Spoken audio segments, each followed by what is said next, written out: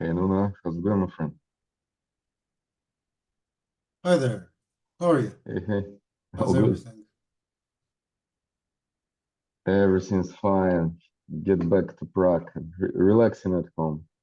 Calm week, Uh, enjoying it. you've been through several events in a Yeah, yeah, short space, but yeah, that's quite a, cool as well. So, yeah, totally. So like it's a nice kind of, a bump in what is happening, and a little bit of calm work, and yeah, cool, cool combination. How's it going on your side? well, getting back to big backlogs. So, and some So, of that as well. yeah, I actually caught this Gonzalo love bug as well, so had to travel to Jeez, Poland uh, this kind of on Coldrex. I delivered this stock on Coldrex, let's say. man, that's tough. Yeah, but stuff happens, so nothing to complain about. Oh, Theo is joining us. Theo is my old friend.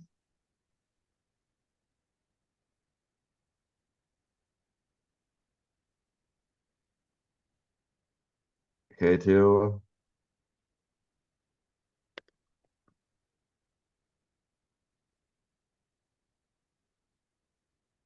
Theo is in stealth mode, apparently. We don't hear you, man, in case you're speaking.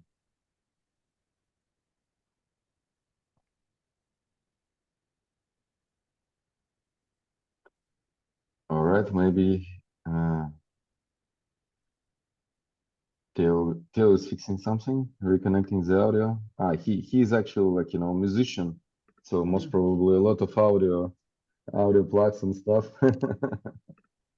Oh yeah. Hello, Hey, hey man, how's it going? good. How's everybody? All good, all good. Great to see you. Thanks for joining. Great to see you. So, maybe introduction a little bit. You is my old friend. We used to work together in SUSE Linux back in Prague. Wow. So yeah, yeah. We A did. We very didn't just warm. work together. We were like a team inside of a team. Yeah, Nice, nice, yeah, nice. yeah. Very close collaboration and stuff. Yeah, and yeah, Theo is interested exploring Kubernetes Global Balancer project, like from contribution perspective and all that stuff.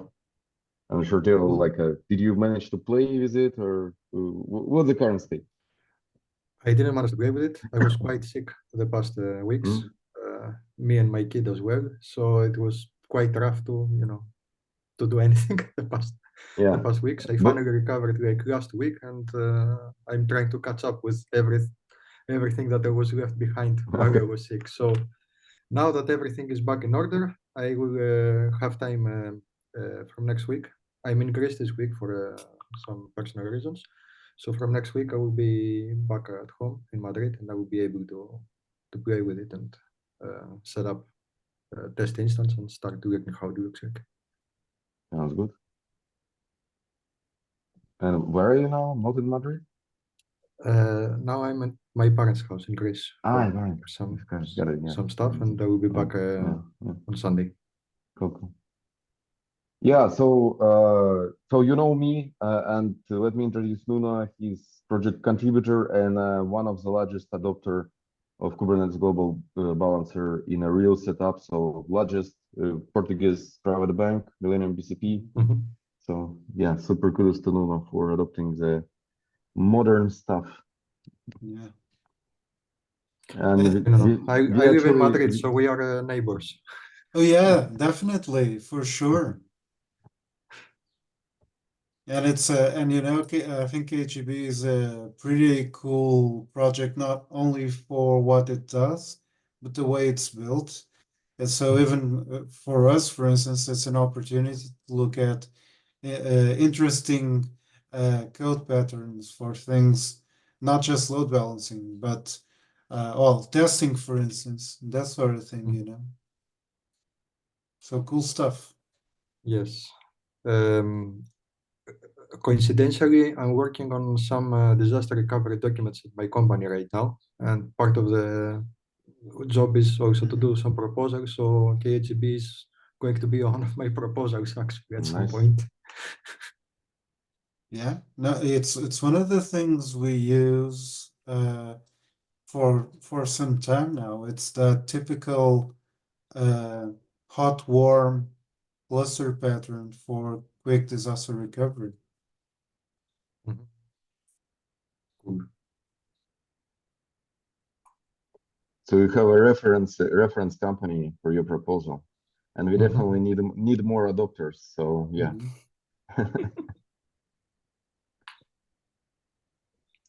Yeah, all right, folks. So I can probably kick off the official agenda. So let me share the doc. Please add yourself to the attendee list. I already copy pasted us from a previous from a previous meeting. Theo, if you have a chance, please add yourself to attendee list in whatever the best format you prefer. Can I edit? You can Let me suggest, I check. guess. You can suggest, and I can just click the button. Yeah, you can suggest because I see at paragraph. Yeah. Okay.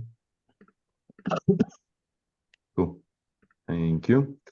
Yeah. So what I wanted to discuss today is post-KubeCon stuff. So whatever the experience we managed to get there. So Theo, for the context, we did two presentations there. One is lightning talk, so like a 7 minutes hardcore stuff.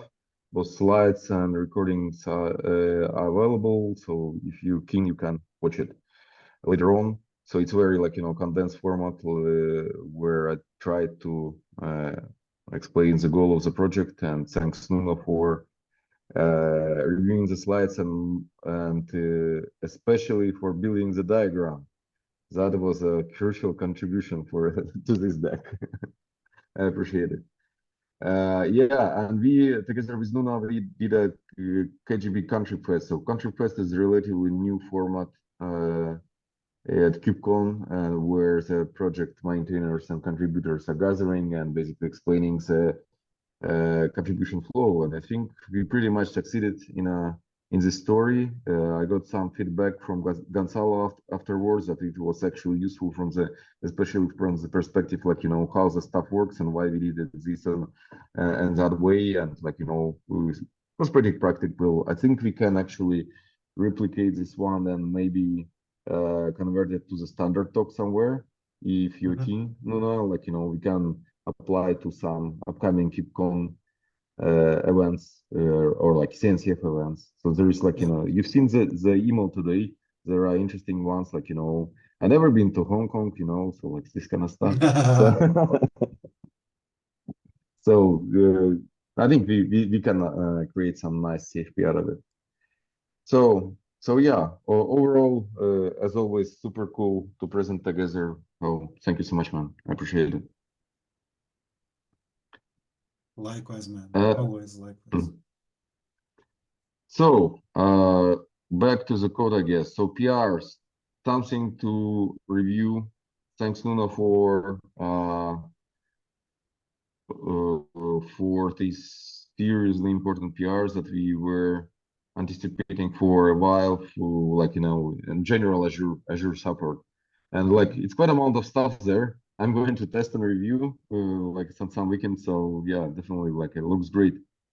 Do you have any recommendations, like high level, like from environment? Is just Azure account is enough, or is Yeah, there anything? Yeah. there are dependent, well, the example has two things that typically need tweaking. One is credentials, of course, because it's dummy credentials currently. The other is the example uses a DNS domain that actually exists, and it's the DNS domain we used for KubeCon 23 for the example. So Right. Yeah, I I have remember. credentials on that domain, but users should use another domain for testing. Yeah, totally. Cool. Sounds good. So I will test it end to end and review the code. So thank you so much for the PR.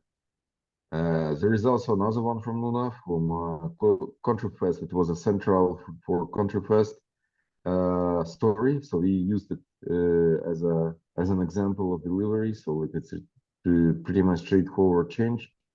The only thing uh, I would like to I will try to draw attention from original author of the original implementation. I think I recall somewhere in the background of my memory that why was string. It's exactly, to embed this kind of, chunk of the core file. So how to maybe we can find a balance between two or something like that, because I definitely don't want to break some scenario. Maybe in apps as they using the strings there, for some advanced low configuration, that stuff. Of course. So yeah, we'll see. So like we will go through additional rounds. I will ask another maintainers who are related to who contributed to this specific code originally to take another look. We have this very interesting one, but the folks from the trade, they somehow not active at the moment for several weeks. Hopefully they will return. Otherwise, I mean, the change is promising, right? So most probably you also have a use case for non-HTTP services load balancing, which is pretty good, nice use case. Sure. And yeah, if they disappear, we will pick it up. I guess that's the plan. Yeah, another one that I promised to communities to review this external DNS, so they finally got activated by external DNS, Azure NS Record Edition. I will not find it here, it's somewhere upstream, but it's not as straightforward because the branches fail, a lot of rebasing and rebuilding and all that stuff. Yeah. We'll see how it goes. Whenever I find time, I'll try to merge it upstream, push it upstream, make the PR in a most up-to-date state, and we'll see how it goes. It's lagging behind for a while, but it's not blocking us because Theo, for you it's important to figure out what is happening here. We for subsystems like external DNS, for example, we are maintaining our own fork to unblock ourselves to detach at least temporary from an upstream dependency. So a standard scenario for us is an S record that is crucial for some delegation automated configuration. In an external DNS provider, it is frequent that the support is missing. So we were adding it for multiple providers, and some of the providers are not so easy to merge in external DNS part. So we unblock ourselves by at least temporarily maintaining the fork. So that's a standard open source scenario where you are unblocking your own flow, your own dependency, meanwhile playing nice and contributing upstream in an asynchronous manner. So that's our strategy here. The similar stuff we have for core DNS, but core DNS in our case, given that the core DNS they are not loading plugins dynamically, so we are basically we are building this plugin and a custom core DNS build that is capable to read from Kubernetes 30 DNS endpoint in that case, and this way we basically integrating. So k8gb controller writes some data into DNS endpoint CR custom resource, and our custom core DNS CRD plugin reads from it, and this way we integrating nicely and providing this nice visibility over Kubernetes API server. So basically following the Kubernetes standard practices and a way to operate things. Yeah, and the main repository is obviously k8gb itself for the main controller, Helm chart, and all the integrations. where it's coming together. The Helm chart is in the same repository. That's right. It's Okay. basically it is very tightly coupled. So like yeah, worth Yeah, I mentioning that understand. it's not just Helm chart like as a way to package Mhm. the stuff. It's actually combines all the things together, external DNS, core DNS, and it provides an overall configuration and integration. So that's why Yeah, we are makes also sense. investing into validation of the schema of the build. So it's like this Helm chart is actually part of the project, let's say, because It's part of some the of the CI. feature, Yeah, I get yeah, it. yeah, yeah, Yeah, yeah. yeah, part of Mhm. everything. So, for example, like to provide uh, live example, I recently added Cloudflare support, right? So it sounds kind of huge, a new new support for some external API. At the same time, it was only Helm chart modifications, and that's because we are integrating a lot of stuff with Helm chart, and we are relying on other models and the projects in the open source community. So in this case, it was enough to create like this kind of abstraction on the Helm layer and propagate these parameters down to the external DNS configuration. And here we go, we are done. So like this is to brings additional point to the project extensibility. In a case of external integration, we don't even need to touch the code frequently. Like meaning core k8gb controller go and code. Sometimes it's just enough to extend the Helm chart, and we basically bringing in new functionality to the project. So I think like it's a benefit. But to the point that Helm chart is very important thing here for the overall project functionality and evolution. Yeah. All right. So I think that's for like most hot PRs that I have in mind. Feel free to uh, point out something that you're interested in, and maybe Tio, do you have something like maybe you already skimmed some code base and you identified something that you want to work on? No, Yet. or Not or yet. something like that? Not yet. So if you have So anything for me, I'm open to suggestions. yeah, so should go to issues, not the PRs, and we have a good first issue. So something from this Mhm. uh, this list is the first thing to evaluate. Not all of them are super trivial. So, for example, like TCP support, I don't know, might be quite advanced for a newcomer. But like testing, for example,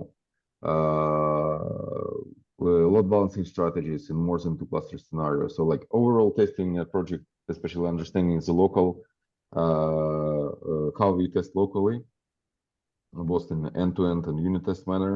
And by the way, we covered it in a k8gb contributors that might be helpful for like effectively enter the project scenario. And this like whenever you have a standard, I mean two cluster testing capability, and you understand how the stuff behaves, if you add like third cluster into the picture and provide the feedback how it works for you, and like what are your ideas, what is the behavior now, and document them, that might be like a super helpful actually, because we are lacking there Yeah.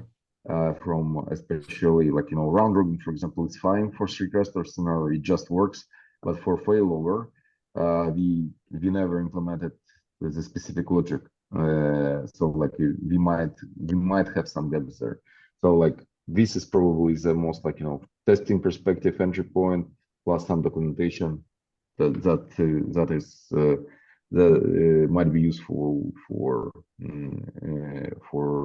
both project and you as for newcomer investigating it. Like it's a nice flow, nice entry point.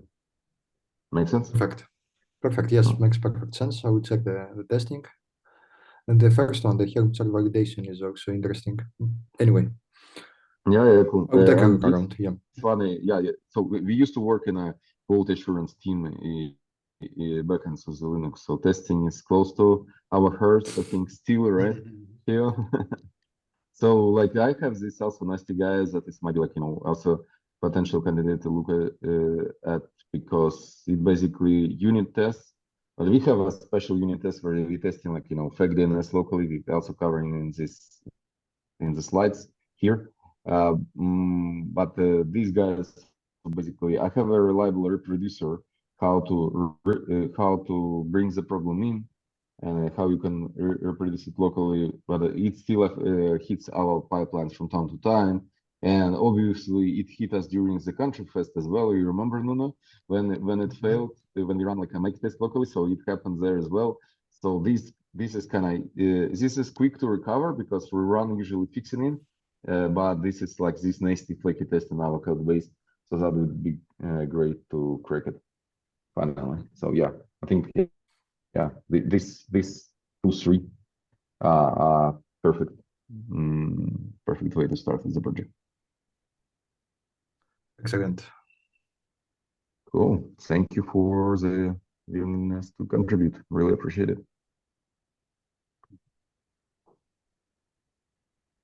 All right, I think that's it that I had for today. Do you have any other topics, guys? Not from my side. All right, so I think we can call it a day then. Thank you so much. And yeah, maybe like one remark, like because we actually like we have two intersecting communities here.